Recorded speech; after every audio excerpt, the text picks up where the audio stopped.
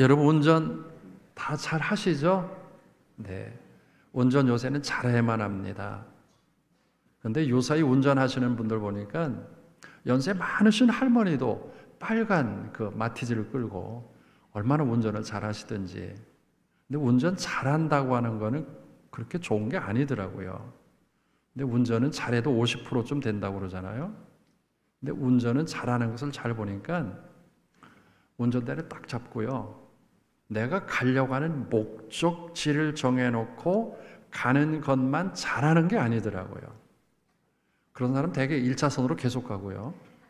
잘못 갔다가 그냥 부산까지 가는 사람이 있는데 이게 사이드 미러도 좀 볼 줄 알고 때로는 백 미러도 좀 이렇게 보고 그리고 횡단보도 요새는 아주 철저하게 좌우를 좀 보고 그러면서 내가 방향 잡은 목적 잡은 그곳을 향해서 핸들 잡고 엑셀레터를 밟으면서 가야 바르게 갈 수 있는 거예요. 그런데 이런 여러 가지 것들을 토탈로 잘 보면서 운전할 때 가장 중요한 건 하나입니다. 내가 목적한 장소로 가기 위해서 운전대를 잡는 거예요. 신앙도 그렇다고 생각해요. 우리가 믿음의 생활하면서 삶을 잘 꾸려가고 있는데 결국은 삶의 모든 것들은 내 믿음의 생활을 뒷받침해 주는 거다라고 하는 생각입니다. 바울은 골로새서 3장 2절에 우리에게 잘 믿음의 생활을 승리하기 위한 방법을 소개했는데 읽어보죠. 시작. 위의 것 생각하고 땅의 것 생각하지 말아라. 세상적인 것 생각하지 마라. 핸들 잡았으면 믿음의 신앙의 행들을 잡았으면 하늘 바라보라 그렇게 권면합니다. 그러면서 바울은 자기 자신이 신앙의 운동장에서 다름질한 것, 오직 하나님을 바라보며 다름질한 것에 대해 소개를 했습니다. 고린도전서 9장 26절 말씀을 읽어보면 시작. 로 나는 다름질하기를 향방 없는 것 같이 아니하고 싸우기를 허공을 치는 것 같이 아니하며. 바울은 자기 자신의 신앙을 마지막까지 승리할 수 있었던 것은 향방 없이 달리지 않았다고 하는 거예요. 여러분 운전할 때 그냥 목적 없이 운전하시지 않잖아요. 바울도 그랬습니다. 더욱이 내가 싸울 때 허공을 치는 것 같지 아니했다. 싸울 때 이게 기빠지게 하는 게 허탕 치는 거거든요. 그래서 상대편을 잘 보고 상대편이 급소를 보고 때려야 승리할 수 있는 것처럼 바울은 우리들에게 믿음과 신앙의 어떤 방향 설정을 잘해서 최선을 다해라 그렇게 가르쳐 주십니다. 신앙생활하는 데 있어서 자기 관리가 참 필요합니다. 그런 얘기 합디다. 성경 찬송을 끼고요. 절집에 점 보는 집에 들어가는 사람을 봤다는 거예요. 뭐 들어갈 수도 있겠죠. 근데 성경 찬송을 가지고 점집에 들어간다? 그건 이해가 잘 안 되는 거예요. 여러분 우상은요. 내가 좋아하는 것이 우상이 될 텐데 그 우상이 저와 여러분의 옆에 지금 웅크리고 앉아 있다. 우리가 아담을 잘 압니다. 아담은 완벽한 사람. 하나님께서 그의 환경을 완벽하게 만들어 주었어요. 그런데 그가 그 완벽한 상황임에도 불구하고 약점이 하나 있는데 그 옆에 우상이 쭈그리고 앉아 있는 것을 보지 못했습니다. 옆으로 눈을 돌리는 순간에 보여지는 게 먹음직도 하고 또 뭐 자기를 굉장히 행복하게 해줄 것 같아서 하나님께서 하나님께서 약속한 것을 어기고 우상의 이끌림에 선악과를 따고 말죠. 여러분 달리게 하는데 향방 없이 달려서는 안 됩니다. 목적 바라보고 마지막 파이널 코스를 다름질할 때 힘을 쏟아야만 합니다. 싸움도 적당한 싸움이 아니죠. 저와 여러분의 싸움이 이렇게 적당한 싸움이 결코 아닙니다. 오늘은 뭐 여유가 있으면 교회나 가볼까? 그래서 오신 분들이 아니라 일주일 동안 준비했다가 오늘을 위해서 사실은 삶을 산 여러분들입니다. 히브리서 기자는 히브리서 12장 2절 말씀에 우리에게 그렇게 권면하죠. 시작. 믿음의 주요 또 온전하게 하시는 이인 예수를 바라보자. 우리들에게 믿음의 주여 온전하게 하시는 예수를 바라보자라고 그렇게 권면하면서 예수를 바라보고 예수를 따르기 위해서 우리에게 조건이 하나 있어요. 피를 흘리기까지 싸워야 된다는 거. 히브리서 12장 4절 말씀 읽어보죠. 시작. 너희가 죄와 싸우되 아직 피 흘리기까지는 대항하지 아니하고. 여러분 예수 믿는다고 하는 것 때문에 어떤 사람으로부터 무시당해 본 적 있으세요?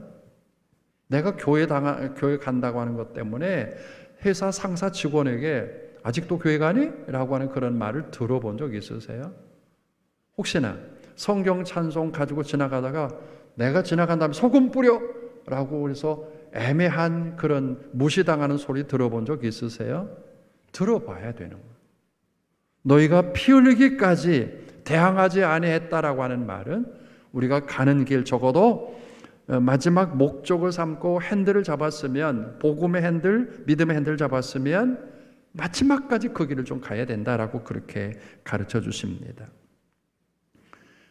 아마 예수 믿는 사람에게 당신 우상 있습니까? 라고 질문하는 게 그게 참 어리석은 거죠. 예수가 우리의 주 되시는데 우리에게 어떻게 우상을 섬기겠습니까? 그런데요, 우상은 우리 곁에 있다는 사실을 늘 기억해야만 합니다. 때때로 우상은 우리에게 어떻게 우리의 마음속에 들여오려고 하는가 하면 허상을 실상처럼 착각하게 만듭니다. 더 쉽게 이야기하면 이게 거짓이 분명한 건데 거짓이 아니라 진실이라고 믿게 만드는 겁니다. 때로는 이게 가짜가 분명하거든요. 그런데 자꾸 우상은 아니야 진짜야 진짜야 라고 그렇게 이야기하는 것. 때때로 하나님의 말씀이 우리에게는 전부고 우리에게는 이 귀한 말씀이 나의 삶의 기준입니다. 그런데 우상은 우리에게 아니야 하나님의 말씀은 있지만 내 경험이 기준이 될 수 있잖아. 지금까지 살아온 내 경험이 기준 될 수 있고 내 이성이 성경보다 더 귀한 거야 라고 그렇게 우리를 현혹하게 하는 것이 우상입니다. 우상은 하나님의 말씀 앞에 서 있는 우리들에게 확연하게 나타나지 않습니다. 어떤 때는 이게 우상인지, 어떤 때는 이게 진실의 말씀인지, 어떤 때는 이게 진짜인지 잘 알지 못할 때 우리에게 공격해 옵니다. 우리가 신앙생활 잘하게 하기 위해서 하나님께서 우리에게 십계명을 주셨죠. 그 십계명 가운데 나 외에 다른 신 섬기지 마라, 그리고 우상 옆에는 얼씬거리지도 말아라 라고 그렇게 말씀했음에도 불구하고 우리들이 우상을 찾아가는 게 아니라 우상이 우리를 찾아오는 상황이 됐다고 하는 거예요. 저는 이런 사람 세상에 어디 있을까라고 그렇게 생각할 수 있지만 오늘 그 사람을 여러분에게 소개를 드리려고 합니다. 우리 할렐루야 찬양대가 솔로몬의 노래로 찬양을 했는데 오늘 그 솔로몬에 대한 이야기입니다.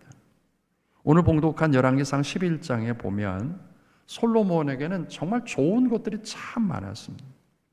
솔로몬은 은혜 받은 사람이었어요. 어떻게 은혜를 받은 사람인가 하면 구약 성경에는 이스라엘 백성들이 하나님을 찾아갑니다. 전지전능하신 하나님을 찾아가는 게 이스라엘 백성들의 신앙이었어요. 그런데 어느 날 하나님이 솔로몬을 찾아오십니다. 그리고 그게 한 번 온 게 아니라 두 번씩이나 솔로몬에게 찾아오셔서 말씀을 하세요. 열왕기상 9장 2절부터 3절 말씀을 읽어보실까요? 시작. 여호와께서 전에 기브온에서 나타나심 같이 다시 솔로몬에게 나타나사 내 눈과 마음이 항상 거기에 있으리니. 하나님께서 솔로몬에게 두 번씩이나 나타나서 뭐라고 하면 내 눈과 내 마음이 너에게 있다라고 그렇게 말씀하죠. 여러분 이런 때 아멘 해도 괜찮아요. 여러분에게 하나님의 눈과 하나님의 마음이 있는 그런 인생을 살아가는 자들이 되기를 주의 이름으로 축복합니다. 이게 은혜 받은 사람이에요. 솔로몬 이곳으로 끝나지 않았어요. 그 아버지를 잘 만나서 아버지가 성전을 지을 수 있는 모든 것들을 다 준비해 놓았습니다. 그래서 그는 어떤 의미에서는 손 한 번 까딱거리지 않고 아름다운 성전을 지을 수 있는 사람이었죠. 이 솔로몬은 금수저입니다. 어떻게 생각하면 정말 금수저였습니다. 여기에다가 솔로몬이 받은 복이 뭔가 하면 지혜로웠다는 거예요. 얼마나 지혜로운지 뭐 시편도 많이 썼고 뭐 전도서도 많이 썼습니다. 아가서도 썼고. 이 지혜로움이 그 주변의 모든 나라의 왕들에게 이 지혜로움이 부러움이 되어서 어떤 때는 다른 나라 왕들이 솔로몬에게 찾아와서 그 지혜로움을 내가 가졌으면 좋겠다라고 그렇게 이야기할 정도입니다. 이쯤 끝나면 대단한 사람이죠. 그런데 여기에다가 놀라운 거는 솔로몬에게는 금, 은이 풍성했다는 거예요. 금, 은이 풍성했다는 거예요. 성경을 읽으면서 솔로몬이 너무 부러워요. 막 금, 은이 풍성한 거예요. 아멘도 못해요. 여러분, 금이 얼마나 풍성한가 하면 왕궁을 지키는 병사들의 방패가 있는데 쇠로 방패를 만들었어도 좋은데 금으로 방패를 만들었다는, 얼마나 금이 많든지. 그리고 성경은 이렇게 기록을 했습니다. 은은 가치 없게 여겼더라. 은이 얼마나 그냥 흔하든지 은으로는 계산을 안 할 정도로 그냥 가치 없게 여겼다고 하는 거예요. 그래서 성경은 솔로몬을 이렇게 정리를 했습니다. 열왕기상 10장 23절 말씀을 읽어보시면 시작. 솔로몬 왕의 재산과 지혜가 세상의 그 어느 왕보다 큰지라. 솔로몬이 얼마나 이 복을 받았으면 이렇게 풍성했을까, 이렇게 넉넉했을까, 이렇게 여유로웠을까? 풍족하고 넉넉했습니다. 긴장과 감지 않아도 살 수 있고요. 그리고 염려하지 않아도 그의 미래는 준비되었던 아주 복받은 사람입니다. 그런데 그가 한 가지 묵과하고 말았어요. 그 묵과가 뭔가 하면 그 옆에 우상이 쭈그리고 앉아있는 것을 보지 못했어요. 할 수만 있으면 솔로몬을 공격해서 그 마음속에 헤집고 들려오려고 하는 우상을 보지 못했어요. 그 우상을 보지 못했던 중에 하나가 뭔가 하면 교만이었습니다. 교만 때문에 그 우상 보지 못했습니다. 결국 우상은 솔로몬이 가지고 있던 그 교만한 것을 통해서 솔로몬의 마음을 부추기기 시작을 합니다. 핸들을 잡았는데요, 이게 부산까지 가야 할 목적지를 정해놨는데 자꾸 사이드 미러만 보게 하는 거예요. 그리고 백미러만 보게 하는 거예요. 횡단보도만 보게 하는 거예요. 여러분, 핸들 잡았으면 부산 가는 방향 잡고 사이드 미러 잠깐 보고요, 백미러도 잠깐 보는 거예요. 근데 계속해서 보고 하기야 뭐 요새는 뒤에서 추돌하는 사고가 참 많더라고요. 나는 전혀 상관없는데요, 뒤에서 와가지고 사박아가지고 입원한 성도도 여럿 있고요. 그래서 방어 운전해야 된다고 그러죠. 백미러 볼 필요가 있습니다. 그러나 운전하는 사람은 앞을 봐야 되는 거예요. 솔로몬 그만 그렇게 풍성한 것을 가지고 있음에도 불구하고 그의 마음이 그냥 넉넉한 것 때문에 무장해지되어서 하나님 바라봐야 되는 건데 엉뚱한 다른 것을 보기 시작을 합니다. 성경은 열왕기상 11장 4절 말씀을 읽어보면 시작. 솔로몬의 나이가 많을 때에 그의 여인들이 그의 마음을 돌려.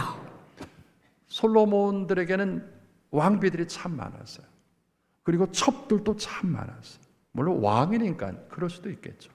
그런데 그런 것들 때문에 솔로몬의 마음이 돌이켜지기 시작을 했더라. 하나님을 바라보는 시선에서 돌아가기 시작을 합니다. 목적지를 상실했습니다. 가야 한 데는 부산인데 엉뚱한 데로 가기 시작을 했어요. 그래도 깨닫지 못하고 그냥 핸들만 잡고 있는 거예요. 가나보다라고 말해요. 결국 열왕기상 11장 9절 말씀을 보면 이런 치명적인 것들을 경험합니다. 읽죠. 시작. 솔로몬이 마음을 돌이켜 이스라엘의 하나님 여호와를 떠남으로. 여러분, 마음이 떠나면 이게 몸도 떠나더라고요. 몸도 떠나면 마음도 떠나는 게 아니라 마음이 떠나면 몸도 떠났어요. 솔로몬이 바라보던 하나님에 대한 시선이 떠나기 시작하자 그의 삶이 바꿔지기 시작을 합니다. 우리가 기억해야 할 것은 우상은 전략을 가지고 있습니다. 그냥 막연하게 우리에게 공격하는 게 아니라 우리에게 전략 가지고 공격합니다. 그 전략이 뭔가 하면 하나님에 대한 신앙과 믿음을 저버리게 하려고 우상이 우리를 공격한다는 사실입니다. 솔로몬 처음부터 우상 접한 게 아니라고 했지 않았어요. 우상에게 접할 수 있는 환경을 그가 선택했을 뿐이지 우상이 솔로몬을 공격할 수 없었습니다. 왜? 하나님이 막으셨기 때문에. 그런데 이 우상을 솔로몬이 선택을 합니다. 신명기 7장쯤 가보면, 여러분 신명기는 이스라엘 백성들이 가나안 땅에 들어가게 될 때 재차 다시 이스라엘 백성들에게 하나님이 말씀하신 내용이 신명기서입니다. 새롭게 말씀하신 거예요. 7장 12절이나 13절 가보면 이렇게 말씀을 하셨어요. 7장 3절 4절 말씀에 가보면, 이방 여인과 혼인을 금하라. 그가 내 아들을 유혹하여 여호와를 떠나게 하기에 하나님께서 말씀하셨어요. 이방 여인들과 결혼하지 마라. 그런데 솔로몬은 그만 그 넉넉한 것 때문에 모압과 암몬과 에돔과 시돈과 헷이라고 하는 이방 여인들과 삶을 살아가게 됩니다. 성경 말씀처럼 마음을 돌이키기 시작을 했어요. 그리고 마음을 돌이키자 그의 삶이 여호와를 떠나기 시작했습니다. 결국 열왕기상 11장 3절 말씀을 보면 왕의 마음을 돌아서게 하였더라. 결국 우상의 지배를 받게 됩니다. 여러분, 마음 돌아서면 내가 지금까지 바라봤던 신앙의 대상의 가치가 상실됩니다. 하나님 별 재미없어요. 예수님 그냥 어쩌다 선택한 거지. 성령님 내가 다 알아서 할 테니까 성령님 내 곁에 오지 마세요 라고 가치가 상실된다고 하는 사실입니다. 결국 하나님을 명령을 저버린 이 솔로몬, 그는 하나님을 떠나게 됩니다. 오늘 저와 여러분은 이 솔로몬의 이야기를 들으면서 나는 아니야, 나는 우상이라는 거 생각도 안 했어, 오직 하나님이야, 오직 주님이야, 오직 성령님이야, 우상 요거만치도 생각 안 했어. 그런데요, 우리들 곁에는 지금 우상이 우리의 치명적인 약점을 바라보고 어떻게 내 마음을 들어올까라고 하는 것에 웅크리고 있다는 거예요. 제가 요새 우상을 봤어요. 제 옆에 웅크리고 있는 우상을 봤어요. 나의 마음을 들어오고 나를 지배하려는 우상을 내가 지금 보고 있어요. 그 우상이 뭔가 하면, 내가 지금까지 40년 동안 하나비전 교회를 위해서 수고하고 일하고 애썼어 라고 하는 내 업적을 이야기하려고 하는 그런 순간에 내 업적이 막 드러내는 거예요.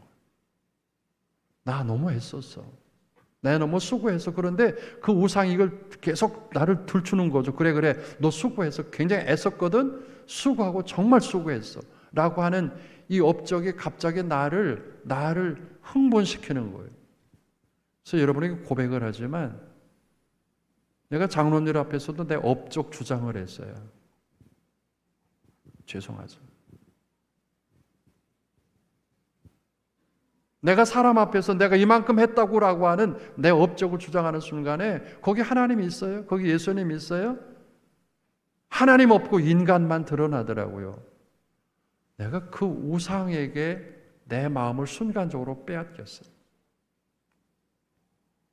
오늘 여러분 곁에 있는 우상 가운데 혹시 물질이 우상 없습니까? 물질이 그래도 최고야. 뭐니 해도 물질이지. 어떤 사람은 관계라고 하는 우상에 잡혀 있더라고요.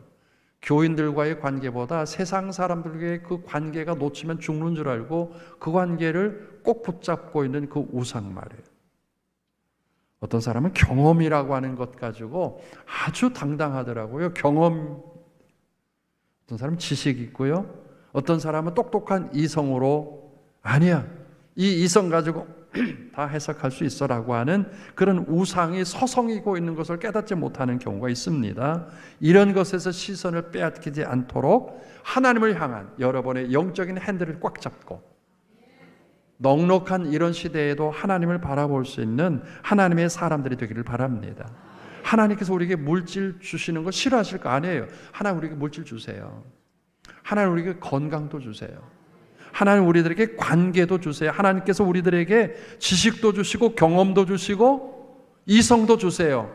그런데 이런 것이 우상이 아니라 이런 것들을 통해서 선한 삶을 살고 이런 것을 이용해서 하나님 기쁘게 살아가라고 이런 걸 주신 거예요. 그런데 그것을 섬기다가 결국 하나님을 잊어버리는 우상의 지배 당하는 그런 영혼이 되고 맙니다. 하나님께서 하나님을 향한 마음이 돌아서는 것, 결국 섬김의 대상을 떠나는 출발선이 되고 말았고, 솔로몬의 그 좋은 것들이 열왕기상 11장 9절 말씀에 보면 이렇게 기록합니다. 시작. 솔로몬이 마음을 돌려 이스라엘의 하나님 여호와를 떠나므로 여호와께서 그에게 진노하시니라. 여호와를 떠났더라. 그냥 우상 섬기는 것으로 끝났으면 괜찮은데 우상 섬기기 때문에 하나님을 떠났더라. 여러분, 하나님을 떠났다고 하는 것으로 떠난 것으로 끝나지 않습니다. 놀랍게 하나님을 떠났다는 말은 하나님의 보호권에서부터 벗어났다고 하는. 하나님은 우상을 섬기는 우리에 대한 하나님의 보호 영역을 하나님이 포기하시는 거예요. 자동차요, 좋은 자동차가 두 가지가 있다고 그래요. 하나는 브레이크가 좋아야 좋은 자동차랍니다. 두 번째는 에어백이 온갖에 다 달렸을 때 좋은 자동차래요. 오늘 여러분을 보호해주는 에어백이 어떤 것들입니까? 여러분들이 갈 때마다 적당하게 브레이크를 밟고 스톱 사인을 주시는 그런 브레이크가 어떤 거라고 생각합니까? 하나님이세요. 하나님은 저와 여러분에게 브레이크 역할을 해주시고 에어백 역할을 해주셔서 이런 어려운 상황 가운데도 우리를 보호해 주시는 그런 하나님의 은혜가 있는 줄로 믿습니다. 솔로몬 하나님의 버팀목이었어요. 솔로몬은 하나님을 버팀목으로 삼고 살았습니다. 열왕기상 8장 56절 말씀을 읽어보면 시작. 여호와를 찬송할지로다. 그가 말씀하신 대로 그의 백성 이스라엘에게 태평을 주셨으니 그 종 모세를 통하여 무릇 말씀하신 그 모든 좋은 약속이 하나도 이루어지지 아니함이 없도다. 솔로몬은 하나님이 자기 자신을 그리고 이스라엘 백성들 얼마나 버텨주신고 하면 하나님의 태평을 주셨다고 하는, 그리고 하나님께서 모든 약속하신 것들을 하나도 이루지 않은 것이 없다라고 그렇게 하나님을 찬양했습니다. 하나님이 막아주셨다고 그렇게 이야기를 합니다. 그런데 말이에요, 이렇게 호언장담하던 솔로몬이 우상의 지배를 받게 되는 순간에 하나님은 솔로몬을 향해 줬던 그 손을 거두고 말으셨습니다. 변고 많은 세상 살아갑니다. 오늘 하나님을 향한 저와 여러분의 신앙이 하나님께로만 향해서 이 모습 이대로 하나님이 마지막까지 막아주시고 붙잡아주시고 그리고 안아주시는 그런 은혜가 있기를 주의 이름으로 소원합니다. 완벽한 사람이 어디 있겠어요? 그러나 그래도 하나님이 그래 내가 너 알지. 그래서 하나님이 안아주시는 거예요. 하나님 막아주시는 거예요. 하나님의 손으로 붙잡아주시는 거예요. 그런데 솔로몬은 이런 하나님이 태평을 주셨다고 고백을 한 이후에 하나님을 그 우상으로 인해서 떠나게 됩니다. 그때 하나님께서 놀랍게 이 솔로몬을 포기하셨더니 열왕기상 11장 14절 말씀해 보니까 성경은 여호와께서 에돔 사람 하닷을 일으켜 솔로몬의 대적이 되게 하였더라. 이 하닷은 솔로몬을 찾아서 지혜를 얻었던 사람입니다. 솔로몬에게 각양 좋은 것들을 제공했던 사람입니다. 그 놀랍게도 그 하닷이 한순간에 솔로몬의 대적이 되었더라. 그것으로 끝나지 않았습니다. 열왕기상 11장 26절 말씀해 보니까 읽어보죠. 시작. 솔로몬의 신하 느밧의 아들 여로보암이 또한 손을 들어 왕을 대적하였으니. 솔로몬의 아주 지척에 있었던 사람이 여로보암입니다. 여로보암이 솔로몬을 도와주었습니다. 솔로몬이 할 수 있는 모든 것을 다 제공했습니다. 그런데 한순간에 이 여로보암이 대적이 됩니다. 대적으로 끝났으면 괜찮게요? 솔로몬이 다스리고 있던 왕, 백성들 10지파를 뚝 떼다가 그가 스스로 왕이 됩니다. 결국 구테타를 일으킵니다. 솔로몬의 지근거리에 있던 사람들이 솔로몬에게 기쁨과 감격이 되는 그런 대상들이 아니라 솔로몬을 가장 초라하게 만드는 그런 대상들이 되고 말았습니다. 오늘 저는 여러분과 함께 이 솔로몬에 대한 이야기를 들으면서 우리에 대한 모양을 보며 정리하려고 합니다.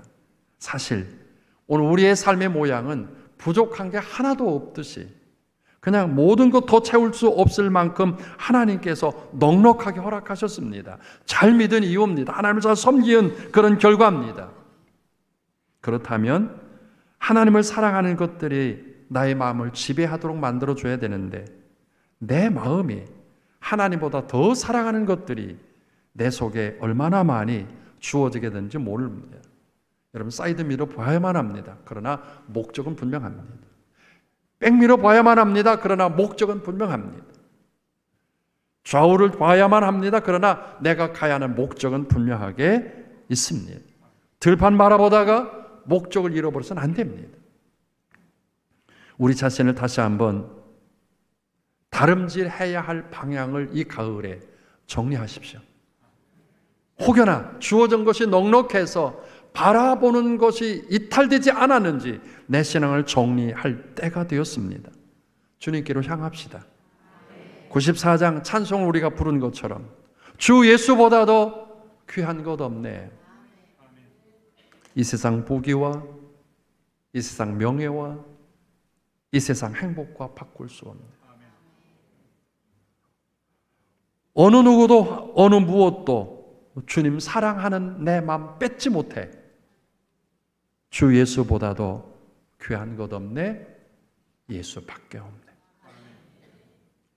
오늘 코로나 바이러스 이후에 우리의 마음에 살며시 들어와서 하나님보다는 세상적인 것들이 더 아름답게 보이고 세상적인 것들이 더 기대처럼 보여지는 이렇게 스스로 우상에게 내 마음을 내어준 오늘 우리의 신앙을 다시 한번 점검하고 오직 하나님께 다시 시선을 고정해서 다름질하여 결국은 영생의 복락을 누리는 우리 성도들 다 되기를 주의 이름으로 축복합니다.